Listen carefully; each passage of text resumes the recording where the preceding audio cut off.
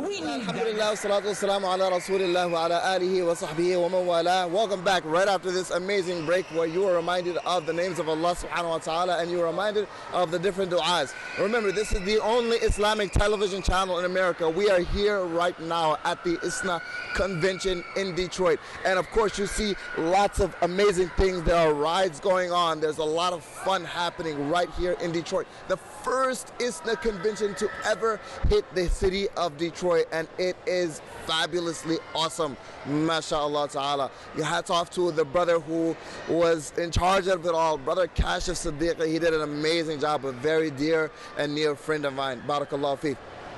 Now, we were talking about the different rules of tajweed, and we were previously talking about the qalqala. The qalqala is one of the basic rules of the sifat of tajweed, one of the attributes of tajweed, of the proper way to recite the Quran.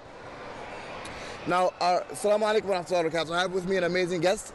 Assalamu alaikum. Assalamu alaikum. What's your name? Ibrahim Rather. Ibrahim Rather. And how old are you, Ibrahim? 10. 10 years old, mashallah. And how much Quran have you memorized? A juz and 3/4. 1 juz and 3/4. Now, I know your brother reminded us of what a juz was. Can you tell the people who were not here earlier what is a juz? It's like a chapter of the Quran. A juz is a chapter of the Quran. So how many chapters are there of the Quran? 30. 30. Are they evenly distributed, or is there like a lot in one and a little bit in another? Evenly. It's pretty much evenly distributed, mashallah. So per juz, every juz is approximately how many pages, do you know? Like 20 to 24 pages. 20 to 24 pages, depending on the Quran, right? Now, we're going to have a lot of amazing people, inshallah ta'ala, come here for recitation of the Quran. And do you currently go to the same school that your brother went to? Yes. MashaAllah.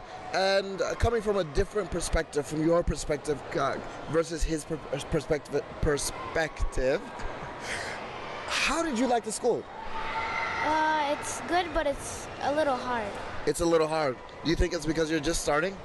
Yes. That's what he said in the beginning. He said, in the beginning it's pretty hard, but then you kind of get used to it and you can build up to memorizing about 2.5 pages on a daily basis. Now, how's your relationship with your teachers? Do you like your teachers? Do you hate your teachers? Are your teachers mean? Are your teachers nice? Are your teachers fun? Are your teachers rough? How would you describe your teacher in 3 different words? They're nice, but sometimes they'll raise their voice and they memorize the Quran. So they memorize the Quran, they're nice, and sometimes they raise their voice when you don't get your work done, right? It's pretty fair. Now, what is your favorite surah? Nas. Surah Nas. I'm going to challenge your brain just a little bit more than that. So what I want you to do, inshallah ta'ala, is I want you to recite to me a surah called Surah Al-Humazah.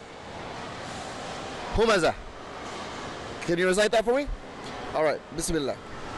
أعوذ بالله من الشيطان الرجيم بسم الله الرحمن الرحيم ويل لكل همزة لمزة الذي جمع مالا وعدده يحسب أن ماله أخلده كلا لينبذن في الحطمة وما أدراك ما الحطمة نار الله الموقدة التي تطلع على الأفئدة إنها عليهم مؤصدة في عمد ممددة. ما شاء الله. بارك الله فيك. Are you familiar with any of the terminologies of the Quran? So if I asked you the meaning of Surah Qul Huwallahu Ahad, what does that mean? I don't know. So Qul Huwallahu Ahad talks about Allah is one. Qul Huwa, say, He, Allah, Ahad, say, He, Allah is one. So that breaks it down to us, telling us how many gods are there? One. One God. And what is his name? Allah. Is he or she? None. Neither. He is Allah, right? He's bigger than all of that. The next one is Allahu As-Samad. Allah, nothing can exist without him, and everything needs him. He doesn't need anything, and everything needs him. So Allah, He doesn't need anything, everything needs Him. That means Allah as-Samad. Allah as-Samad. Right? Lam, He didn't. Yalid, have any kids. Walam, and He didn't have any parents. Walam, yakun, nothing, and there's nothing. Lahu, like to Him, kufuwan ahad, in comparison. So nothing and no one can ever compare to Allah subhanahu wa ta'ala. A small surah, such a huge meaning. Our entire way of life, subhanallah, depends on that. Now, are you familiar with any of the terminologies of tajweed? Can you give me a rule of the tajweed? Qalqala. Al-qalqala. How many letters are there in the qalqala? 5. 5. What are they? Ba, Qa, Jim, Qaf, and Dal. Dal. Allahu Akbar. Now I want you to give me some examples of qalqala. Can you do that for me, inshallah? تبت يدا أبي لهب وتب ما أغنى عنه ماله ما كسب سيصلى نارا ذات لهب وامرأته حمالة الحطب في جيدها حبل من مسد. Allahu Akbar. And I heard you say تبت يدا أبي لهب وتب, and you held it. ما أغنى عنه ماله وما كسب, and you didn't hold it the second time. سيصلى نارا ذات لهب, and you didn't hold it that time. وامرأته حمالة الحطب, and you didn't hold it that time. And the last one you said 2 qalqalas. في جيدها حبل من مسد. MashaAllah. Barakallahu feek. So you're 10 years old. How does it feel being 10 years old and memorizing the Quran? Well, actually, the younger you are, it's easier to memorize. So it's not like college, the older you are, the more work you get? So the younger you are, the more work you get, because it's easier for you to do it, right? So do you do any other studies while you're memorizing the Quran? That school also teaches like math and reading. So you have a complete secular program along with your Islamic studies and Quran, memorization of the Quran. MashaAllah. So you don't have to stop studying math and science and history to memorize the Quran, do you? Yeah, we don't have to.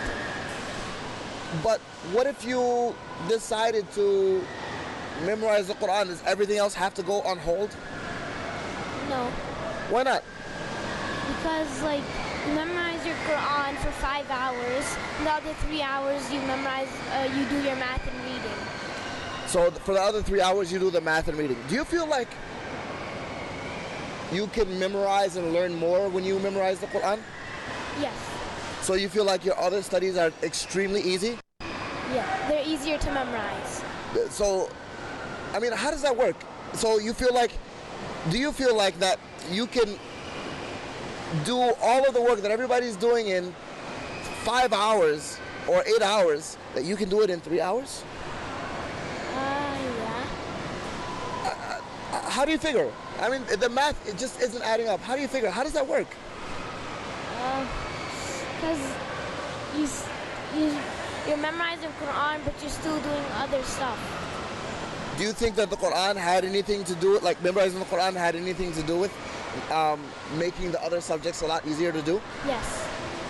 So, I mean, I felt the same way when I memorized the Quran. It was like all of the other subjects were really easy. I found myself not even having to study a lot of the times, just because it was just so easy to memorize and to learn and to understand. And people, especially like in college, people stayed up night after night after night, and I didn't have to do all of that. I was able to get my sleep. And people thought I was lazy, but subhanallah, you know, you score the same thing that everybody else had. Do you feel that way? Yeah. Now, what's different about what's the difference between going to a regular school, like a public school or a charter school or a private school, and going to a Quran school? What do you feel the difference is in terms of the environment, in terms of the kids that are there and everything? It's like in the Quran school, it's like you're doing good, you're getting good deeds all day long. MashaAllah. You're getting good deeds, so you're pleasing Allah subhanahu wa ta'ala all day long. That's amazing. That's amazing. And do you feel that it's more of a safe environment, or do you find yourself facing bullies sometimes, or do you find yourself like in regular school?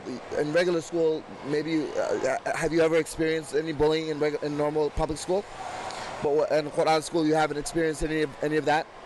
Yeah, there was no bullies. So everybody's just very nice, mashallah ta'ala, very caring, and they try to abide by the Islamic code of conduct. Yeah, sometimes they make jokes, but it's okay. So sometimes like mean jokes or nice jokes? Well, they're mean, but you know it's a joke, so it's like, it's not like a really, really mean joke. It's like, just like... So these type of jokes, they're not intended to hurt your feelings. They want to make you laugh also? Yeah. MashaAllah ta'ala. So it seems like an overall pretty good environment. I mean, it's something that when I was in Quran school, it's something that I would love to go back to, just because it was such an awesome place to be, subhanAllah. I went to Quran school right next to the Atlantic Ocean, so I was right next to the beach, right in front of the beach. And it was some of the best times of my life. How about you? Do you find it, you've only lived 10 years. You haven't lived a very long time like me, and you're not really old like me. But do you find it some of the best times of your life? Or was Cedar Point better? I never went to Cedar Point. So what would you say the best times of your life was? Sometimes going on vacations. Vacations, mashallah ta'ala. Well, jazakumullah khair. And what's your name again? Ibrahim Rather, right here at the ISNA convention, mashallah ta'ala. He's memorized 1 juz and 2/3 of the 29th juz, or the parts. And we are right here at the ISNA convention in Detroit, the first of its kind in Detroit ever. So there's a lot of Muslims and a lot of extremely fun stuff to do and see. May Allah subhanahu wa ta'ala bless and reward all of the organizers who have put this amazing event together. Right, and we are broadcasting right here from the ISNA convention in Detroit, out at the bazaar. So inshallah ta'ala, right after this next break, bi'idhnillah ta'ala, we will come back with just the last part of this show, inshallah ta'ala, and we will come back with one last rule for you to apply to your recitation. Jazakumullah khair. Assalamu alaikum wa rahmatullahi wa barakatuh. Do we need Guidance TV? Alhamdulillah wa salatu wassalamu ala rasulillah. Do we need Guidance TV? That's like saying, do we need to give da'wah? That's like saying, should we talk about Islam to non-Muslims? Of course we need Guidance TV. We need to tell the people about our religion, and we tell them the way and the means that they are most familiar with. So we need to utilize every single thing that we can through the internet, through our television stations, through satellite television, to spread this message of Islam. Bottom line, yes, we need Guidance TV.